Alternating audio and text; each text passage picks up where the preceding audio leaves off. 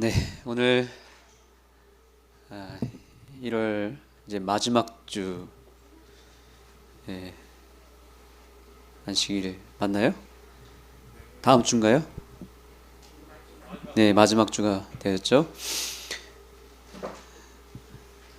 우리가 금요일 시간에 성경 개관을 하고 있습니다. 지난 시간에 출애굽기를 배웠고요. 오늘은 레위기라는 책을 배우게 될 것입니다. 여러분, 레위기 하면 어떤 생각이 떠오르십니까? 제사가 떠오르죠. 제사. 네. 레위기 하면 떠오르는 단어가 제사가 있습니다.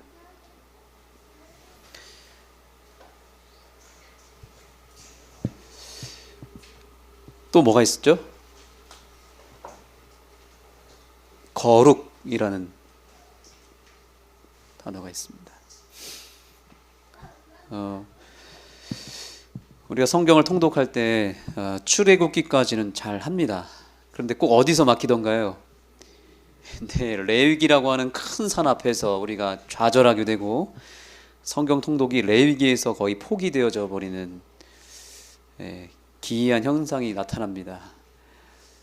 가장 재미가 없고 또 어렵고 스토리가 아니라 이건 뭐 제사 제도에 대한 내용이기 때문에 계속 반복되는 내용이 많고 또 어렵고 재미가 없습니다. 지루합니다. 그래서 지금 이번 주에 오늘 레위기 처음 우리가 새벽 기도 때 읽었고요. 이제 앞으로 읽어 나갈 텐데 걱정입니다. 지금 한 50여 명의 성도들이 인터넷과 이 현장에서 성경 통독을 하고 있는데 레위기서에서 다 떨어져 나가면 어떡하나 이런 걱정이 돼서 기도를 많이 해야 되겠다는 생각을 하고 있습니다. 그러나 레위기서는 사실 하나님의 사랑이 가장 많이 담긴 책입니다. 레위기서를 연구하는 것은 굉장히 큰 특권이고 레위기를 설교한다는 것은 목사로서도 큰 특권입니다. 그러나 레위기 설교 잘 들을 기회가 있습니까 없습니까? 레위기 설교는 거의 하지 않습니다. 저는 기회가 된다면 언젠가 레위기 설교를 안흥교회에서 준비해서 하려고 합니다. 그만큼 레위기서는 하나님의 사랑이 담겨져 있는 책입니다. 레위기서는 누가 썼죠? 네, 맞습니다. 기록자는 모세입니다. 모세가 출애굽기를 쓰고 나서 출애굽기 40장에 보시면 우리 40장 제일 마지막 절 34절을 먼저 보겠습니다. 이제 출애굽의 여정 가운데 시내산에 머물렀을 때에 하나님께로부터 어떤 명령을 받게 되냐면 성소를 지으라고 하는 하나님의 명령을 받고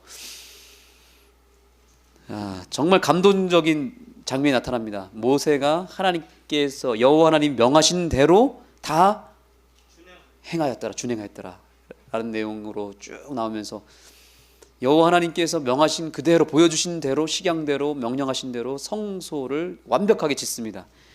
그 다음 뭐예요? 34절의 말씀이 그 다음이에요. 33절 보세요. 모세가 이같이 역사를 필하였더라 하고 그 후에가 뭐예요?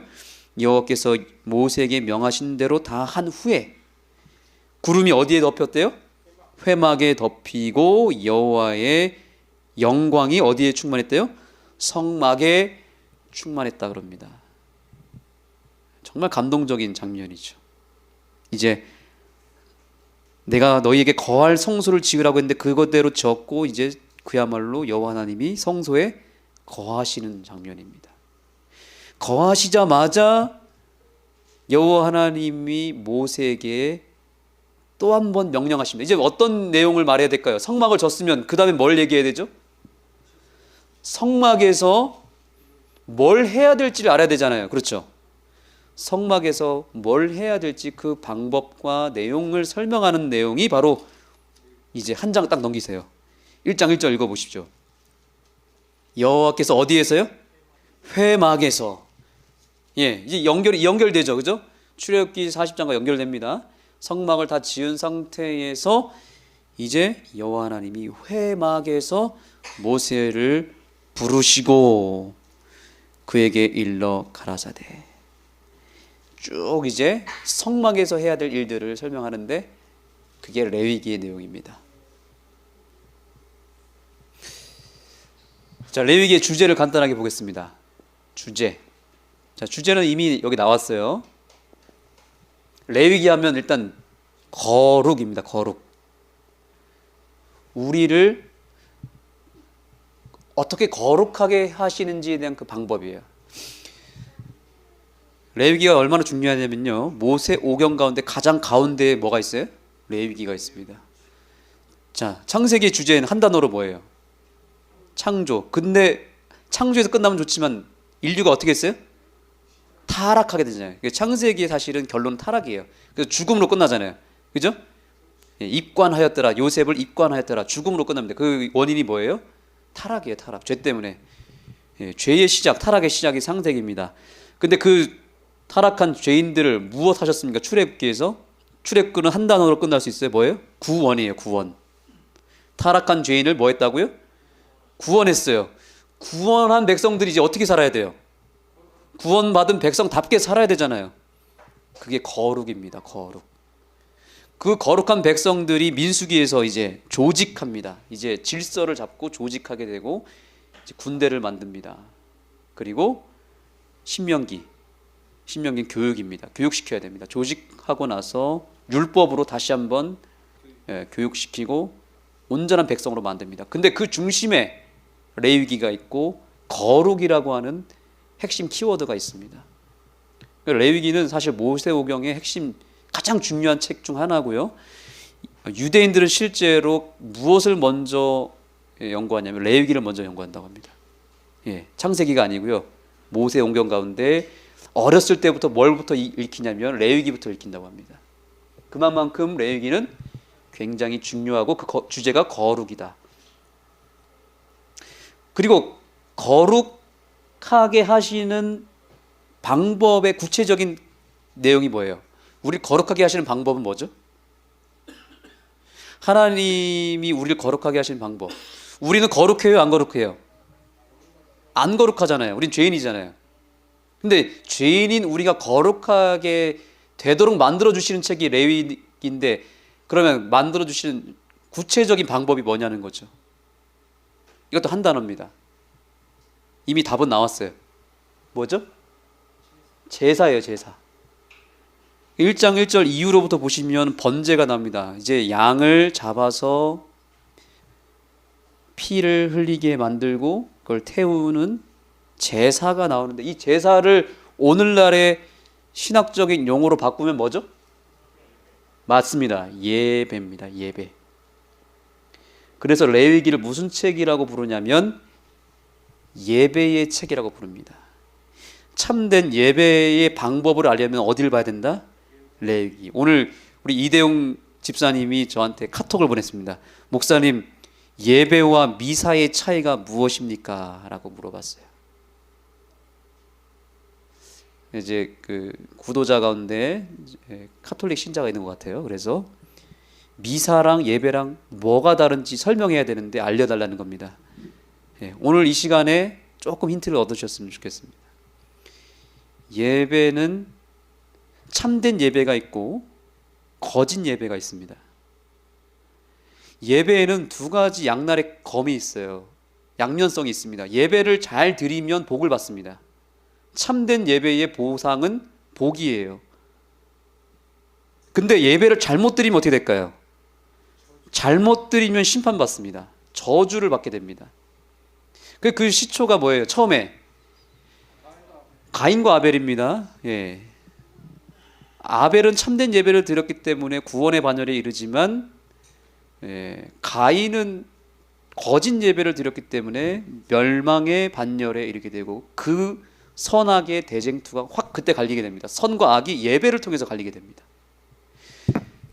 그리고 그때 이로부터 지금까지 무슨 싸움이냐면 인류의 역사는 예배 싸움이에요. 사실은. 그러니까 오늘 이대용 집사님이 질문을 정말 잘하셨는데 예배의 두 극단을 얘기한 거예요. 미사와 예배는 참과 거짓의 싸움이에요. 그렇죠? 예배의 싸움입니다. 그리고 결국 거짓 예배를 드리는 백성과 참된 예배를 드리는 백성으로 딱 나뉘게 될 겁니다. 마지막 때는. 그리고 그것에 따라서 심판을 딱 받게 됩니다. 그러니까 레위기는 굉장히 중요한 책이죠.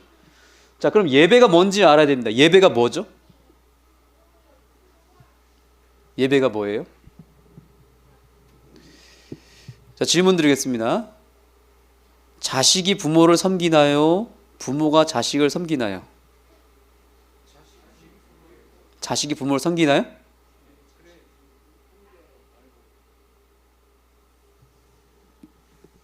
제가 원하는 답이 안 나왔습니다. 네. 부모가 자식을 섬기고. 그럼 크면은 바뀌나요? 예. 예. 부모님 입장에서 생각해 봤을 때 사실은요, 부모가 평생 자식을 섬깁니다. 예. 예. 저는 지금도 저희 어머니가 항상 전화하셔서 제 건강 상태를 묻고, 제가 조금만 뭔가 다치면, 조금 몸이 안 좋으면 바로 뭐 한약을 다리고 또 뭐 요즘에 최근에 뭐 또 뭐 온열기를 또 아주 비싼 걸 사셔가지고 보내셨어요. 예, 제가 손발이 차다고 하니까. 저는 제가 어머니를 언제쯤 섬겨야 될지 모르겠습니다. 여전히 저희 어머니는 지금도 저를 받들고 있습니다. 자식이라고. 사실은 여러분, 자식이 부모를 섬기는 것 같지만 사실은 여전히 부모 입장에서 봤을 때는 부모가 자식을 평생 섬깁니다. 맞습니까? 그러면 이제 질문 드리겠습니다. 우리가 하나님을 섬기는 것 같아요? 하나님이 나를 섬기는 것 같아요? 네, 놀랍게도 우리가 섬기는 것 같지만 하나님이, 그 근거 성경절이 뭡니까? 내가 인자에 온 것은 섬김을 받으려 함이 아니요, 도리어 뭐 하고요? 섬기려 하고. 누가 섬긴다고요? 하나님이 섬긴다니까요. 이 사실을 믿으셔야 됩니다. 내가 섬기는 게 아니에요. 예수님이 나를 섬겨주세요. 먼저. 많은 사람들이 뭐로 오셨다고요? 대속물로 오셨다. 레위기의 주제가 여기 다 들어가 있습니다. 그게 제사의 내용이에요. 그러니까 레위기서 1장에서부터 뭐예요? 나는 너희들을 섬기러 온 너희들의 대속물. 그러니까 여기서 나타난 이 양, 흠없는 양, 염소, 소 다 누구예요? 예수님을 상징한다니까요. 나를 위해서 대속물로 오신 예수님. 그래서 계속 성경적 요한 1서에도 나옵니다. 우리가 하나님을 사랑한 것은 내가 사랑한 게 아니라 누가 먼저 사랑하셨다고요? 예, 하나님이 우리를 먼저 사랑하셨기 때문에 내가 사랑해요. 그러면 예배는 뭐냐면 하나님의 사랑을 내가 먼저 받은 내가 그 사랑에 반응하여서 드려지는 게 예배예요. 내가 먼저 받는 거예요.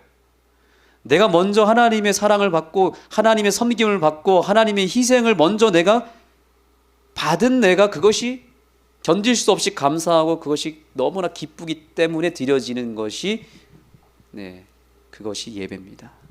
예배에 두 가지 요소가 있습니다. 첫 번째 예배는 하나님이 나를 먼저 섬기신다는 겁니다. 이게 그게 레위기 전반적인 구조에 나옵니다. 이제 그걸 제가 설명해 드리겠습니다. 일단 이 사실을 알아야 됩니다. 예배는 뭐다? 예수님이 나를 먼저 사랑하시고 먼저 나를 섬기신다. 그리고 그 사랑에 반응하여, 그 섬김에 반응하여 나오는 예배. 그러니까 두 가지 예배가 있는 거예요. 예수님의 섬김의 예배가 있고요. 그 다음에 그것에 대한 반응으로 나타나는 내 삶이 있어요. 두 가지 예배가 있어요. 그래서 구조를 보겠습니다. 구조. 자, 구조는 세모를 그리시면 됩니다. 세모를 크게 그리시면 돼요. 제일 꼭대기에 뭐가 있냐면 레위기 16장이 있습니다. 16장에 무슨 내용이 나오죠? 혹시 아시겠습니까? 레위기 16장에? 맞습니다. 대속제일이 있습니다. 지성소에서 1년에 한 번 벌어지는 대속죄일. 장소는 어디예요? 지성소. 레위기의 중심에 뭐가 있냐면, 자, 모세오경의 중심에 레위기가 있고, 레위기의 중심에 뭐가 있어요? 대속죄일 지성소가 있습니다. 그 지성소 안에 누가 계시죠? 예수 그리스도, 대제사장 예수 그리스도가 계시고, 그 안에 법궤가 있고, 그렇죠? 자, 이거를 중심으로 반으로 딱 나눠집니다. 자, 1장부터 15장까지가 전반부입니다. 내용이 뭐냐? 예수님께서 나를 먼저 사랑하신다는 내용이 1장부터 15장이. 그래서 여기에는 칭의의 과정이 있습니다. 죄인이 어떻게 거룩해지느냐, 어떻게 하나님이 나를 거룩하게 만들어 주시는지, 그 거룩을 회복시키는 방법이 바로 1장부터 15장까지의 내용이에요. 그리고 그 방법의 구체적인 내용이 바로 예배예요. 예배. 제사를 통해서 우리가 하나님께로 나아가는 길이 열리게 된 것입니다. 우리가 죄로 인해서 하나님과 분리됐죠. 떨어졌죠. 그런데 그 죄인이 다시 하나님께로 나아가는 길이 열리면서 하나님과 하나가 되는, 그래서 거룩해지는 과정이 1장부터 15장이라고 해요. 네. 칭의의 과정입니다. 내 노력과 내 능력으로, 내 지혜로 그렇게 되는 게 아니라 예수님이 먼저 나를 위해서 뭔가를 해 주셨어요. 그 희생을 통해서, 그 사랑을 통해서 내가 거룩해지는 것입니다. 그리고 거룩해진 내가 이제 어떻게 되는 거예요? 이제 거룩한 삶을 살아가게 됩니다. 맞습니까? 예. 예수님의 그 보혈과 그분의 희생을 통해서 내가 거룩해지고 칭의를 경험한 내가 이제 어떻게 살아야 됩니까? 그냥 막 살아야 됩니까? 그런 반쪽짜리 신앙이, 그건 일반 장갑리교에서 말하는 거예요. 십자가로 끝났다, 이건 아니라 이거죠. 십자가로 구원받은 내가 이제 어떻게 살아야 돼요? 거룩한 삶을 살아야 되잖아요. 그 거룩한 삶의 내용이 이제 16장을 중심으로 17장부터 27장까지예요. 이걸 뭐라 그러죠? 두 자로? 이 과정을 성화라고 합니다. 이게 레위기의 전체적인 흐름입니다. 그 중심에 16장 대속죄일이 있습니다. 대속죄일의 특징은 뭐예요? 심판이에요. 심판. 아까 예배를 잘못 드리면 어떻게 된다 그랬죠? 심판받는다 그랬죠. 잘 드리면 복을 받지만 잘못 드리면 심판을 받아요. 그것이 대속죄일의 성격입니다. 그러니까 이것은 레위기서라고 하는 이 책을 통해서 우리는 1차적으로 칭의를 경험해서 성소, 지성소 안에 계신 예수님을 통해 예수님께로 나아가는 길이 열리게 되면서 칭의를 경험하고, 그 구원에 힘입어서, 그 예수님을 힘입어서 다시 뭐 하는 거예요? 내 삶의 현장으로 내려와서 거룩한 삶을 살아가는 겁니다. 우리는 레위기의 산을 올라가야 되는 것입니다. 산을 한번 올라가는 거죠. 여기까지 정리되셨습니까? 예. 자, 이제 세부적인 내용을 보겠습니다. 여기서 이제 세 부분으로 나누면 됩니다. 자, 아까 레위기의 전체 큰 주제는 예배라고 그랬습니다. 예배. 그죠? 예배에 세 가지 요소가 있습니다. 첫 번째는 제사가 있습니다. 제사. 그러니까 예배의 어떤 방법, 형식이죠. 어떻게 예배를 할 것인지에 대한 방법입니다. 제사가 있고요. 그러나 제사만 있으면 안 됩니다. 그 제사를 인도하는 사람은 누구죠? 제사장입니다. 제사장에 대한 규례가 레위기에 나타납니다. 제사법이 나타나고 5대 제사, 번제, 소제, 화목제, 속건제, 속죄제, 제사 방법, 그 다음에 제사장과 관련된 규례, 그리고 예배의 세 번째 요소는 뭐냐면 죄인이에요. 죄인이 있어야 됩니다. 그렇죠? 죄인이 뭐 하는 거라 그랬어요 아까? 회복되는 거잖아요. 하나님과 하나 되는 거잖아요. 부정한 우리 죄인, 부정한 백성이 그 예배 현장에 있어야 됩니다. 그래서 반드시 현장에 뭐가 있어야 된다? 첫 번째, 제사가 드려져야 되고, 그 제사를 집례하는 제사장이 있어야 되고, 부정한 백성이 있어야 됩니다. 레위기의 전체 세 가지 예배의 핵심, 제사, 제사장, 부정. 그래서 이게 대칭으로 되어 있습니다. 대칭으로. 그래서 1장부터 7장까지는 제사와 관련된 규례가 나타납니다. 아까 말씀드린 5대 제사, 번제, 소제, 화목제, 속건제, 속죄제. 나중에 시간이 되면 이것을 하나하나씩 살펴볼 것입니다. 레위기 설교를 할 때요. 그 다음에 8장부터 10장까지는 이제 제사장과 관련된 규례가 여기에 나타납니다. 제사장들의 성별에 대해서, 구별에 대한 삶에 대해서 여기 나타납니다.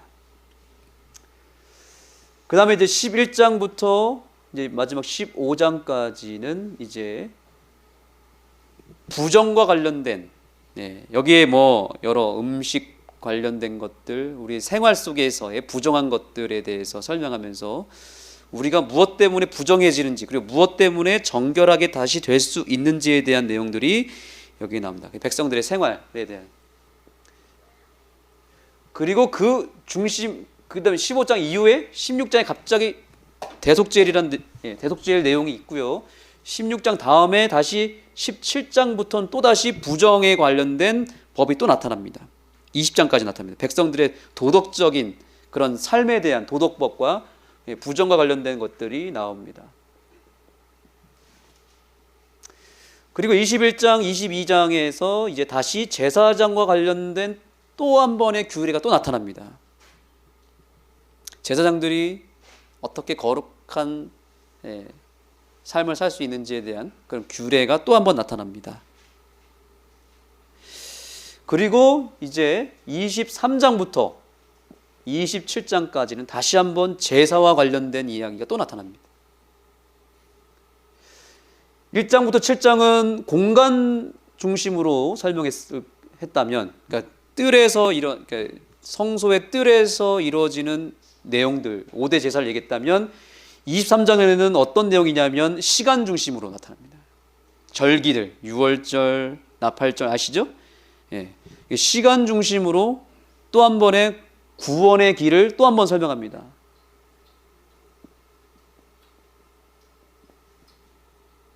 그리고 뭐 25장 이후로 보시면 복과 저주에 대해서 말하면서 이 예배, 제사가 얼마나 중요한지 다시 한번 상기시킵니다. 그러니까 레위기는 예배로 시작해서 예배로 끝나는 책이에요. 그죠? 참된 예배와 거짓 예배를 구분할 수 있는 방법들이 여기에 다 나타납니다.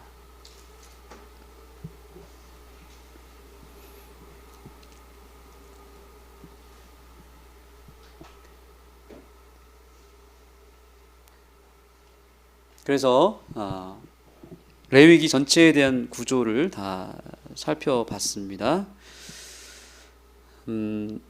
우리 성경절 하나 보겠습니다. 요한복음 4장입니다.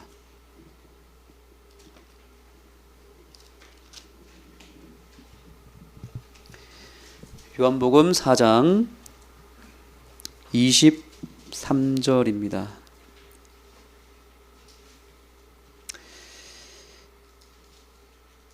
읽어보겠습니다.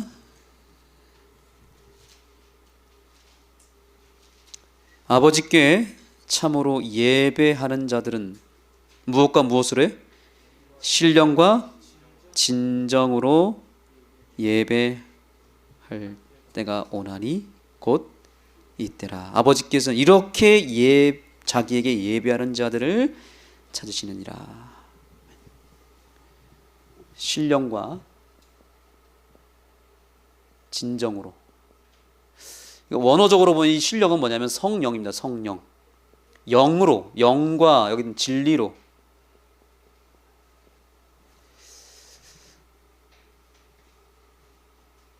우리가 예배를 드릴 때 첫째로 진리 안에서 예배 드려야 됩니다. 올바른 방법대로 예배하셔야 됩니다.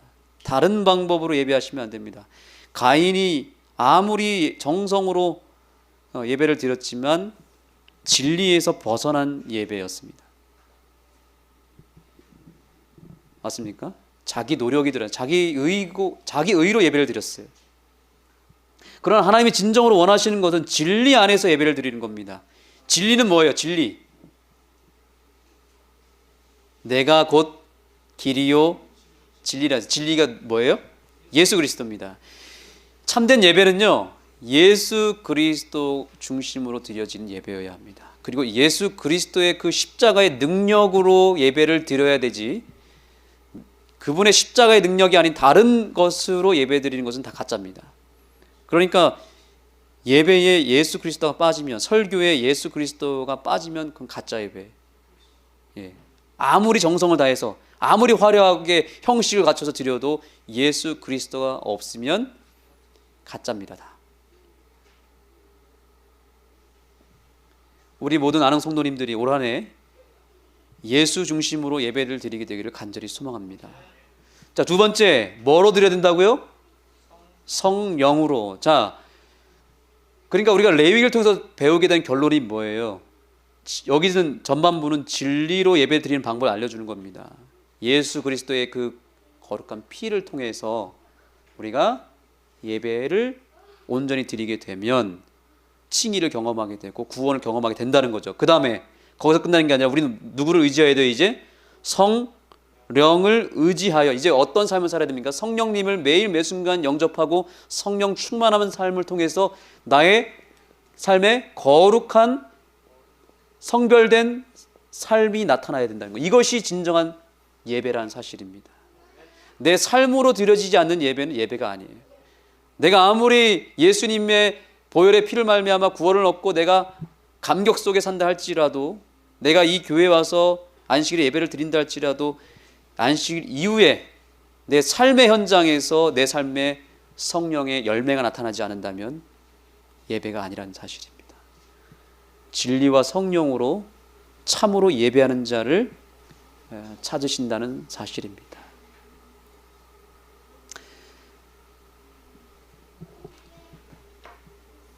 이제 레위기, 오늘 남은 시간 동안 간단하게 레위기서를 공부하겠습니다.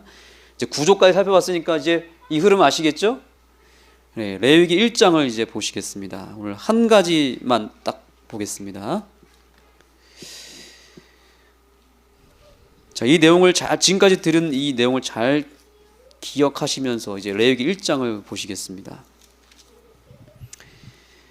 3절입니다. 그 예물이 소의 번제이면 흠 없는 수컷. 흠 없는 수컷은 누구죠? 흠 없으신 예수 그리스도입니다.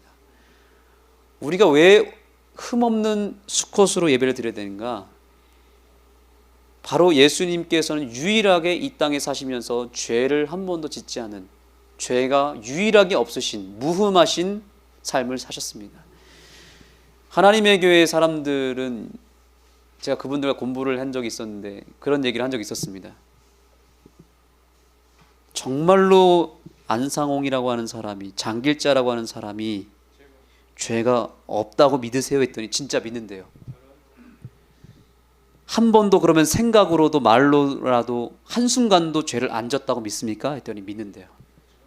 그래서 제가 조금은 가혹하지만 그런 얘기를 했습니다. 그런데 어떻게 두 번씩 세 번씩 결혼할 수 있습니까? 지금 그 장길자라는 분은 두 번째 부인으로 알고 있습니다. 그 얘기를 막 했더니 이분이 화를 막 내면서 박차고 나가셨어요. 정말 그럴까요? 정말 죄가 없을까요? 우리가 똑같은 죄인이에요. 예.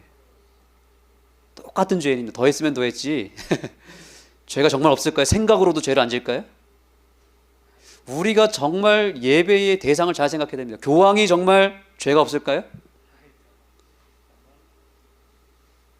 카톨릭 사제들이 아무리 그렇게 거룩한 삶을 살려고 10년 이상 공부를 하고 신학교에서 그렇게 그들의 삶을 갈고 닦아도요, 그들의 삶의 그 배후에는 어마어마한 비리와 또 죄의 흔적들이 있습니다. 다 그런 건 아니지만 있다는 얘기죠.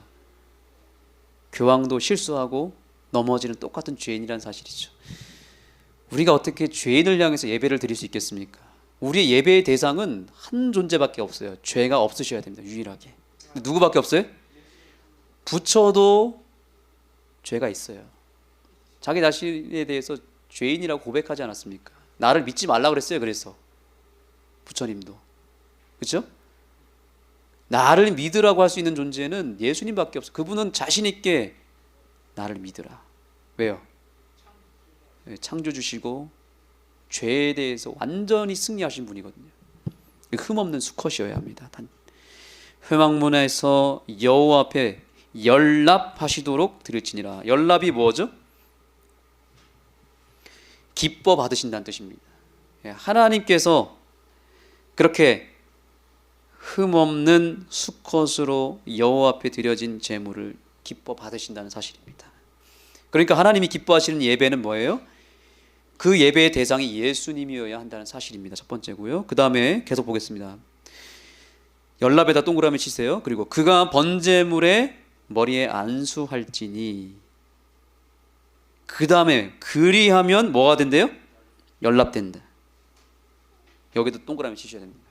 하나님 연lap의 옆에다 기뻐 받으심이라고 써셔야 됩니다. 단어를 모르시면요. 하나님이 연lap하시는 기뻐하시는 예배는 그 번제물에 안수할 때에 그 제사를 받으셨다는 거죠. 이거 오늘날로 적용해 봅시다. 어떻게 적용할 수 있습니까? 안수의 의미가 뭐예요? 안수라는 의미는 히브리어로 샤마크라고 하는 이 단어인데 체중을 실어서 그 머리에 기댄다는 뜻입니다. 짓누른다는 뜻입니다. 손을 올려놓고 안수할 때 기대는 거예요. 온 체중을 실어서. 이게 뭐냐면 그 죄인의 죄가 완전히 전가되는, 그러니까 머리에다 안수하라 그랬죠. 머리는 죄가 시작되는 장소잖아요. 죄가 다 어디서 나타난다고요? 우리 생각에서 출발하잖아요. 그러니까 그 양의 머리에다 된다는 얘기는 그 죄인의 죄가 그 어린 양에게 전가된다는 뜻입니다. 십자가에서 예수님은 그냥 죽으신 척 또는 쇼를 보여준 게 아니라 실제로 그 당시 인류의 모든, 저와 여러분의 모든 죄가 예수님의 머리 가운데 다 들어갔습니다. 전가됐습니다. 죄가 옮겨진 것입니다. 죄가 옮겨지는 이 장면을 통해서 하나님은 그 제사를 기뻐 받으셨다는 사실이죠. 그 다음 보세요. 자, 그렇게 해서 죄가 옮겨졌을 때 비로소 속죄가 될 것이라고 그랬습니다. 그 다음에 5절 나무를 벌려놓고, 이 벌려놓다는 얘기는 벌려놓은 모양이 십자가 모양이었습니다. 이건 철저하게 예수님 십자가로밖에 설명할 수가 없어요. 그 다음에 보세요. 9절입니다. 그 내장과 정갱이를 물로 씻을 것이요 제사장은 그 전부를 단 위에 뭐하래요? 불살라 번제를 삼을지니 이는 화제라. 자, 이 불은 누가 태운 불이죠? 제사장이 불 붙였어요? 하나님, 여호와 하나님이 불을 내려주셨습니다. 어떻게 됐을 때? 자, 과정을 보세요. 흠없는 수컷이어야 했고 그 수컷에 뭐가 전가됐을 때? 죄인의 죄가 안수함으로 인해서 전가되고 벌려진 그 나무를 벌려놓고 거기에 제물이 올려졌을 때에 비로소 뭐가 내렸다고요? 불이 내렸다는 사실입니다. 다 태웠어요. 그랬을 때에 자 보세요. 9절 여호와께 무슨 뭐가 됐다? 향기로운 냄새니라. 짐승을 태우는 게 향기롭습니까, 여러분? 짐승 태우는 냄새 맡아보셨죠? 향기롭지 않아요. 역합니다. 역겹습니다. 아주 이 냄새 맡으면은 정말 막 몸과 마음이 막 짜증이 나기 시작하고요. 굉장히 역겹습니다. 그런데 여호와 하나님은 이 냄새가 어땠대요? 향기로운 냄새가 됐다고 합니다. 왜 그럴까요? 왜? 이유가 뭐죠? 죄가 전가되었고 이 전가된 번제물을 태울 때 연기가 하늘로 올라갔습니다. 연기가 수북히 쌓이게 됐겠죠. 하나님의 눈에는 이제 더 이상 죄인이 보이는 게 아니라 누가 보이는 겁니까? 연기로 가려지고 어린 양만 보이는 것입니다. 그러므로 인해서 그것이 향기로운 냄새가 되는 것입니다. 더 이상 죄인이 보이지 아니하고 죄인을 용서하시고 구원하시는 순간이기 때문에 하나님의 관심은 오로지 저와 여러분의 구원이에요.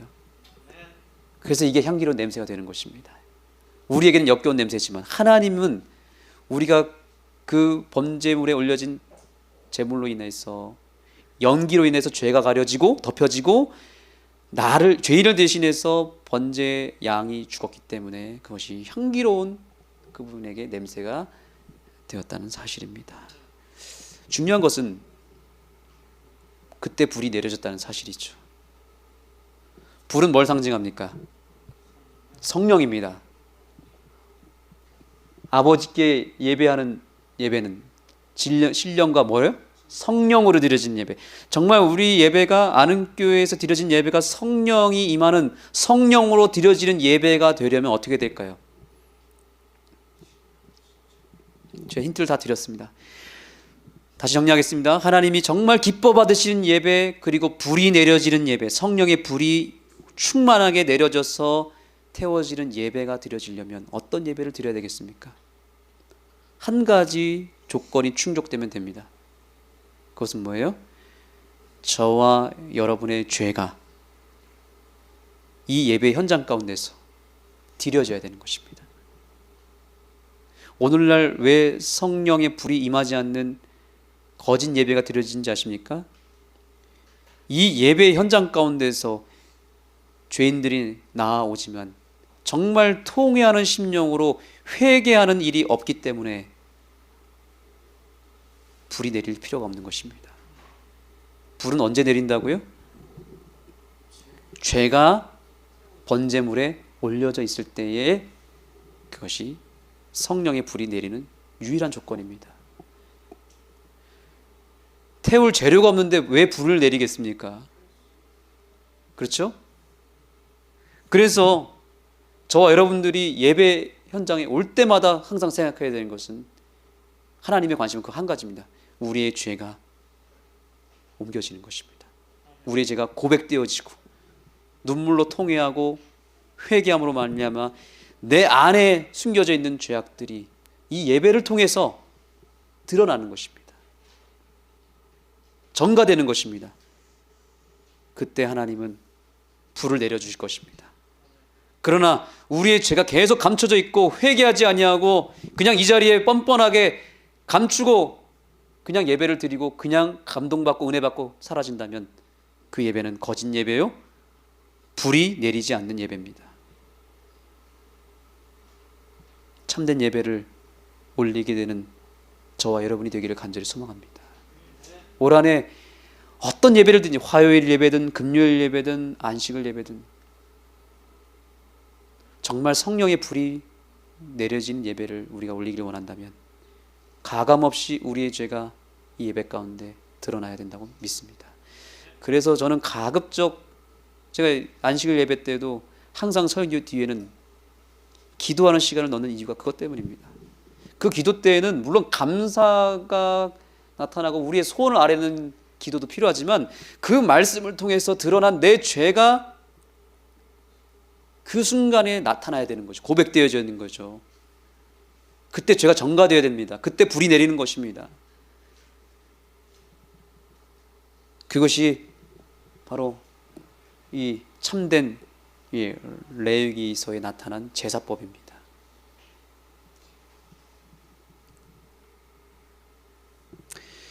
자, 이 번제와 관련된 이야기가 또 나타납니다. 이렇게 죄인이 드린 번제가 있었던 것 반면에 제사장이 드린 번제도 있습니다. 6장에 나타납니다. 오늘 우리가 새벽기도 때 읽었습니다. 6장을 보시겠습니다.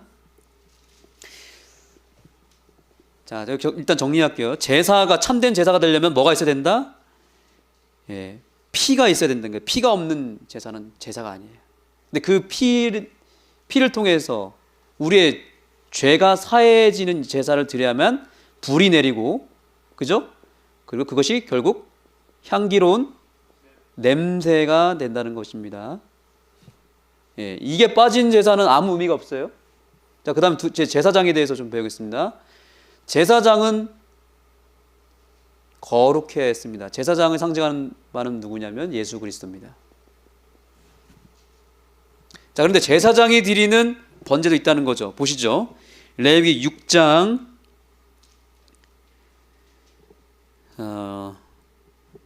8절부터 보겠습니다. 여호와께서 모세에게 일러 가라사대 아론과 그 자손에게 명하여 이르라. 번제의 규례는 이러하니라. 번제물은 단 위 석쇠 위에 아침까지 두고 단의 불로 그 위에 뭐하지 않게 하래요? 꺼지지 않게 할 것이요. 이 번제는요, 제사장이 드리는 번제는 아침 저녁으로 조석으로 드려졌습니다. 매일 드려진 제사예요. 다니엘서에도 나오죠. 예, 타미드, 매일 드리는 제사. 이게 대속제일과 연결이 됩니다. 제사장이 이 희생 제물을 석쇠 위에 두면 다음날 아침까지 꺼지지 않게 됩니다. 꺼지지 않고 탔습니다. 그러면 제사장은 그 아침에 와가지고 다시 한번 제물을 올려놓습니다. 그러면 이게 언제까지 탈까요? 저녁까지 탑니다. 그럼 저녁에 다시 그 번제물을 치우고 또 한번 새로운 번제물을 드립니다. 그럼 또 하나님이 불을 내려주셔서 저녁에서 아침까지 이어지는. 그래서 이게 아침 저녁으로 왔다 갔다 되니까 뭐 하는 거예요? 꺼지지 않는 불입니다. 꺼지지 않는 불이 그래서 생기는 것입니다. 이 불은 누가 내려주신 불이죠? 당연히 우리 하나님께서 친히 내려주시는 불입니다. 근데 이런 패턴으로 1년을 합니다. 365일 계속 태운 것입니다. 그러니까 그 번제단 위에 이 재가 얼마나 많았겠습니까? 잿더미가. 그렇죠? 죄인들이 가져오는 번제물뿐만 아니라 제사장이 매일 드리는 제사가 있었으니까 얼마나 많은 양들이 여기에 죽었겠습니까? 그렇죠? 그래서 제사장이 할 일 중에 하나가 뭐였냐면 이 잿더미를 치우는 겁니다. 죄를 삽으로 퍼가지고 버린 일을 매일 했습니다. 하루 종일 타고 불이 올라오고 연기가 나고 하루 종일 이것이 이어지니까 수북히 싹이 된 것입니다. 그래서 꺼지지 않는 불이 365일 유지됐다. 그런데 왜 하나님께서는 꺼지지 않는 불로 어린 양을 계속 태우는 일을 하셨을까요? 이것이 중요합니다. 이것은 하나님께서 베푸시는 놀라운 복음이 여기에 숨겨져 있다는 사실을 아셔야 됩니다. 죄인이 죄를 딱 짓고 내가 죄인이구나, 나 용서받아야지 하고 양을 구해가지고 양을 끌고 옵니다. 그런데 이제 딱 뜰에 들어오려고 딱 성소에 딱 들어오는데 뭐가 먼저 보여요? 들어오기 전부터 뭐가 보여요? 연기가 보이는 것입니다. 뭘 태우는? 재물을 태우는 연기와 불이 먼저 보이는 것입니다. 내가 용서받아야지, 내가 회개해야지 하고 나오기 전에 이미 뭐가 죽어 있어요? 제사장으로 하여금 양이 먼저 태워지고 있다는 사실입니다. 용서는요, 내가 회개한다고 해서 용서받는 게 아니에요. 이미 나를 위해서 아들 예수를 죽이시고 창세 전부터 죽이기로 작정하시고 드리신 하나님 아버지의 용서가 먼저 있다는 사실입니다. 죄인은 그래서 그걸 보고 이미 뜰에 들어오기 전부터 뭘 확신하는 겁니까? 내가 이미 용서받았구나. 그러니까 번제물이 드려지기 전에, 내가 회개하기 전에 이미 용서가 찾아오는 것입니다.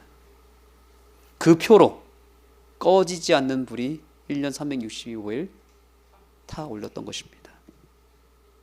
우리가 하나님 앞에 나와서 용서를 구하기 이전에 아버지 하나님께서는 아들을 통해서 이미 용서해 주시고 계신다는 사실을 여러분 이 예배 가운데 올 때마다 먼저 확신하시기 바랍니다. 그래서 예배는 내가 주님께 달려나가서 주님 앞에 가서 주님 용서해 달라고 매달리는 것이 예배가 아닙니다.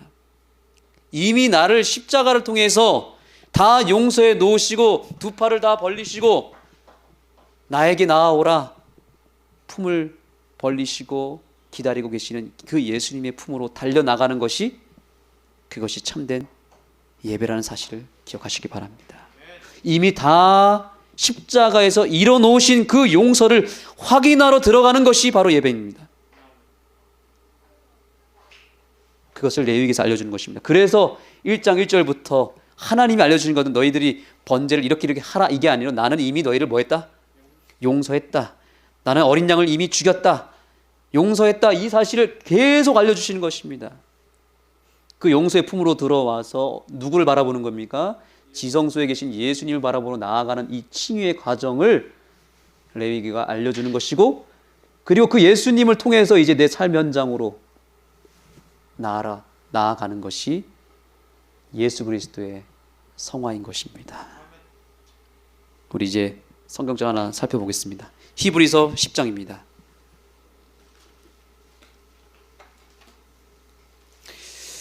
우리가 이 설날 명절에 세상 사람들은 잘못된 제사를 드리고 있습니다. 거짓 스님에게 제사를 드리고, 하지만 우리는 참된 제사를 드릴 수 있는 방법을 오늘 레위기서를 통해서 배우게 되었습니다. 그러므로 이 명절에 우리 가족들과 함께 참된 제사를 드리시기 바랍니다. 예수 그리스도의 중심으로 죄가 회개되어지고 예수님의 용서의 사랑으로 온 가족을 품는 그런 놀라운 예배가 이루어지게 되기를 바랍니다. 히브리서 10장입니다. 12절 보겠습니다. 14절까지 보겠습니다. 다 같이 읽겠습니다. 시작. 오직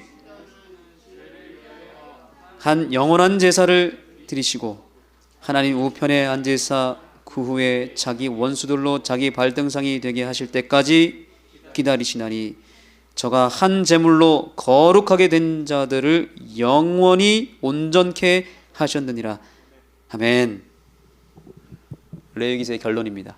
내가 거룩하니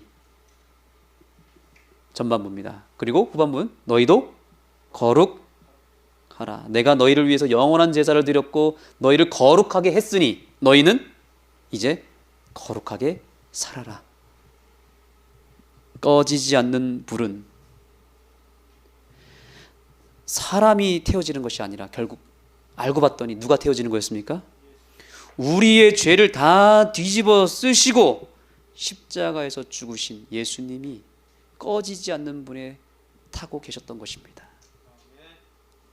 그것을 믿고 예수님을 영접한 사람은 구원을 선물로 받게 되는 것이고, 그것을 믿지 못하고 예수님과 옷을 맞바꿔 입지 아니하고 끝까지 내 의로 내 노력과 내 생각으로 살아가는 이 땅의 많은 죄인들이 그 꺼지지 않는 불에 타고 계신 예수님을 믿지 않으면 결국 그 꺼지지 않는 불에 누가 타는 거예요? 내가 타는 것입니다. 그게 재림의 날, 대속죄일 날에 벌어지는 심판인 것입니다. 그러니까 지옥은 따로 있는 게 아니라 지옥은 바로 예수님을 중심으로 내가 믿느냐 안 믿느냐에 따라서 나타나는 것입니다. 그리고 그 꺼지지 않는 불에 타고 계신 예수님, 그리고 우리를 구원하신 그 예수님을 믿는 것이 우리의 사명인 것입니다. 오늘 레위기서를 통해서 우리가 참된 예배를 배웠으니 꺼지지 않는 불에 타신 예수님을 확실하게 영접하시고, 그럼에도 불구하고 내가 여전히 예수님을 온전히 바라보지 못하고 내 삶이 거룩한 삶이 되지 아니하고 부정한 삶으로 여전히 머물러 있다면 오늘 그 예수님을 힘입어서 내 부정함을 정결함으로 바꾸시고, 그래서 이제 왕같은 제사장의 삶을 사시고, 그리고 참된 제사를, 참된 예배를 내 삶으로 드리시는 저와 여러분이 되기를 바라면서 말씀 마치겠습니다. 기도하시겠습니다. 하나님, 가장 재미도 없고 어려운 책인 줄만 알았던 레위기서가 하나님의 그 무한한 사랑, 영원한 구원과 속죄가 가득 담겨져 있는 귀한 책임을 깨닫게 되었습니다. 하나님, 이제 우리가 레위기서를 읽어 나갈 때마다 우리를 위해서 꺼지지 않는 불에 타신 그 예수님을 바라보게 하여 주시옵소서. 우리를 꺼지지 않는 불로 멸망에 빠뜨리지 않게 하기 위해서 그분이 직접 불구덩이에 들어가셨사오니 이제 더 이상 우리가 그 멸망 속으로 들어가지 않게 하시고 예수님 안에서 참된 구원을 경험하고 우리의 삶의 변화를 날마다 일으키는 주의 백성들 되게 하여 주시옵소서. 신령과 진정으로 예배할 자를 찾으시는 그 주님의 갈급한 호소에 우리가 응답하여 참된 예배자로 서게 하여 주시옵소서. 예배를 드릴 때마다 회개하게 하시고 우리의 죄를 철저하게 주님 앞에 고백하고 도말하는 대속죄의 삶을 우리 모두가 살게 하여 주시옵소서. 예수님의 이름으로 간절히 기도드립니다.